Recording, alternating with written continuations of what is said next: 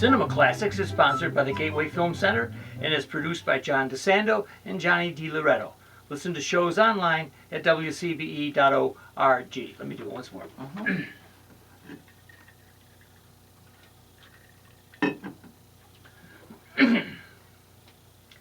Cinema Classics is sponsored by the Gateway Film Center and is produced by John DeSando and Johnny DiLoretto. Listen to shows online at wcbe.org. I'm John DeSando. I'm Johnny DiLoretto. This is Cinema Classics. It is. We've all been holed up Oh, yes. in our various screening rooms, our personal screening rooms. You know, isolation has got us thinking about movies about isolation, or movies that evoke a feeling of isolation. The one-room movie, or the one-location movie. Sure. Yeah. Or the one cockpit. The one cockpit movie. Now, I ended up not being able to see 7500. Right. But, you know, for a guy like you, I think you got the idea. Yeah, I definitely have the idea. 7500 just recently came out on Amazon Prime. I think so. Is that right? Okay, wherever. It's out there. Look it up. 7500. Joseph Gordon-Levitt returning to the screen after, what is it, John? Like 4 years the guy's been gone. He's had kids. Yeah. Interesting, because he was just kind of really coming to his own as a young movie star, starring in Looper and The Dark Knight Rises. Good one. Also doing these little independent movies like 50-50 and, you know.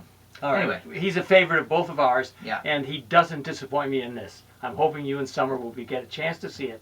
It's not a great movie, but it does exemplify our point today that while I was seduced by movies years ago in the expanse of the West, CinemaScope, VistaVision, and so on, Right. now I can appreciate a very closed environment, tight framing, whatever you want to call it, open, closed, Yeah. where you have, in this case, in the airplane, the cockpit is mostly where this film is shown, is done. The key word, mostly. See, this is where we get the variations of this theme. So it takes place mostly in the cockpit. Yes. Terrorists take over the plane, trying to get inside of the cockpit. He's trying to fight them off. It's almost the reverse of our usual perspective about this, because they have a screen, the pilots have a screen up there where they can see what's happening. See, I was going to say, in the fuselage. Here's one of the tricks filmmakers use to expand the sort of the visual palette of a one movie is some sort of window in to something else that's happening. So, going back to one of the great classic one-room movies of all time, and a true one-room movie, because it never leaves the room, is Rope. Hitchcock. Hitchcock's movie, which unfolds in one seemingly long take. Really great. It's based on a play about the Leopold and Loeb murders. Yeah. Jimmy Stewart plays the philosophy professor who kind of figures out slowly that his students have murdered one of their own. I love the movie. I think Jimmy Stewart is great in it. It's got some really interesting vibes going on. There's little undertones happening. Well, for me, but there's no. That's it, right? It's just that room. I mean, but for a theater guy, I go from theater to film. I'm loving this. It's like watching a play. Mm-hmm. You know, you have the one room. Exactly, it is a play. Yeah, right. And he does it as cinematically as possible. The trick Hitchcock does later, which you just brought up, I didn't even think about this, but Rear Window is a one. Of course, movie. you got it. But this time, he's looking out, right? Yes. And because of the windows and seeing into other people's lives, it feels like it does. The movie is And I think he moves down into the courtyard. I could be wrong. I think there's action in there where you're moving from the window, but it's predominantly from his window. Yes. Now, what about Locke? Love Locke. Tom Hardy in a car. In a car, outrageous. I remember watching it recently. I wanted to catch up on all the Tom Hardy films I had not seen. And Summer, my wife, asked me about 10 minutes in, are we going to never leave the car? And you know what? I said, no, but just hang tight. And sure enough, the movement of the car driving, like, it does create a sense that you're not necessarily trapped in there. You know, it does give this the film a sense of movement. Another example, but not in a room. Confined. Yeah. For 127 hours. Oh yeah.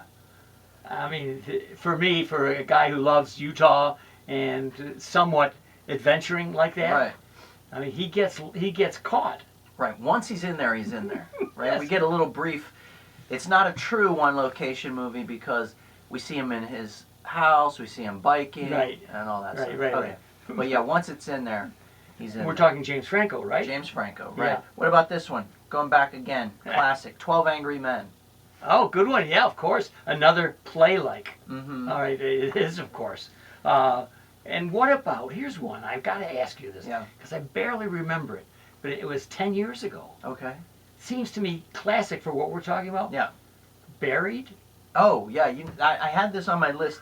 I have a few on here that I haven't seen. Okay. But Buried, from all accounts that I can, because I have not seen it, it's just Ryan Reynolds in a box. Yes. He's in a wooden casket or something, right? And they buried alive with a cell phone and a lighter. Yes. Having brought this subject up for us to discuss, I'm now intrigued about going back to look at it again. Mm-hmm. Because, Edgar Allan Poe would love it, but who else would love it? This guy in a box? Yeah. Yeah. And I think this is... What if you would take Wallace Shawn and Andre Gregory and put them in a box? Now, of course, I'm referencing nuclear. My Dinner with Andre, yes. the 80s talk fest, with those two guys eating dinner. Well, what a shame it would be to Do you remember that movie? Of course I do. I love it. It's all talk. Yeah. It's when I first recognized Wallace Shawn. I said, this guy is really great. Well, a shame would be to put her in one place and then put her in outer space. But Sandra Bullock in Gravity. Yeah. Is that a one location movie? Because she changes. And she's in and out. Yeah. Right? She goes from one spaceship to the next spaceship. You're right. Spaceship. The generic term, the idiot's term for any vessel carrying a human being in the far reaches of space. Okay. I'll accept it. What about this? What about when you open the location up just a little bit?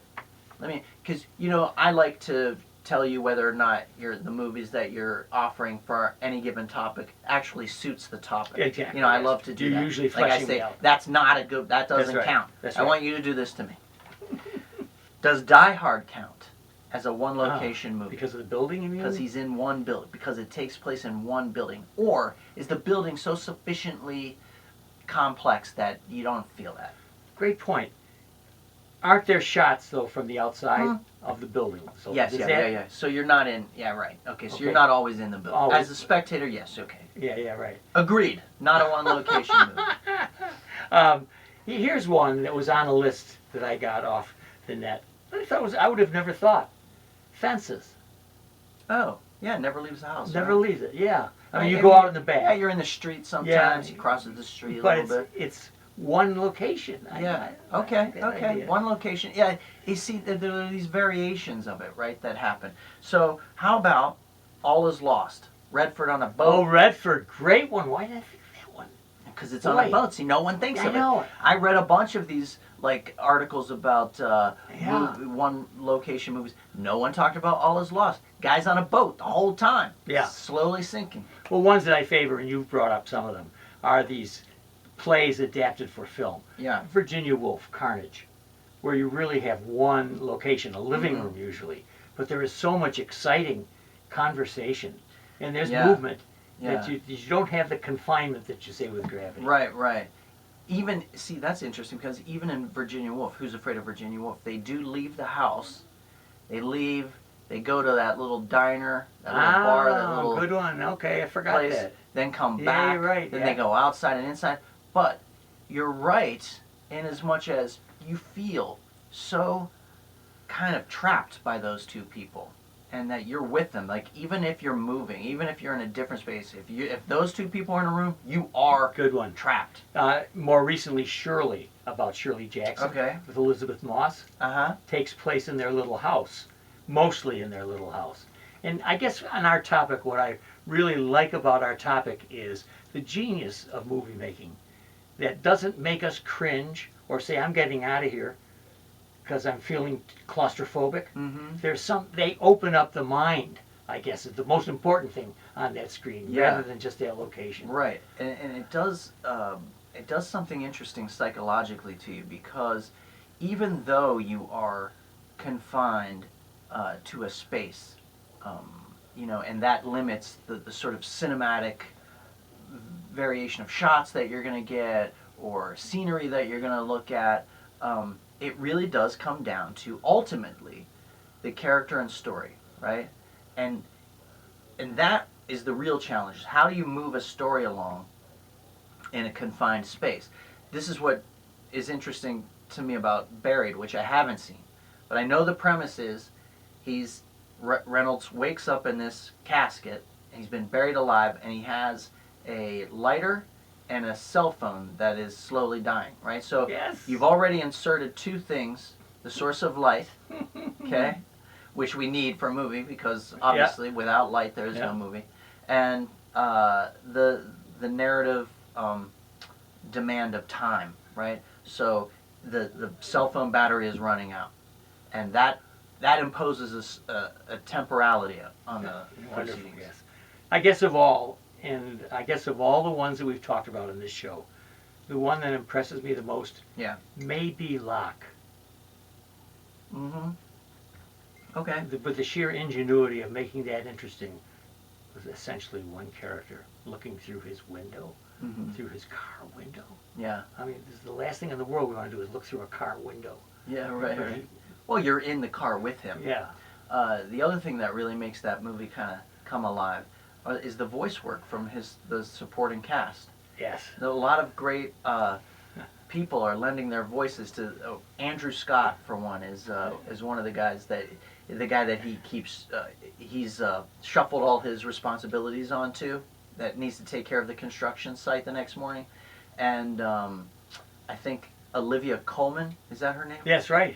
She is the woman who's pregnant. I remember this stuff. Because I needed to take it. I was like, who are these people? I go look it up. I think the most ingenious and perhaps the best produced one of all that we have here, Rear Window.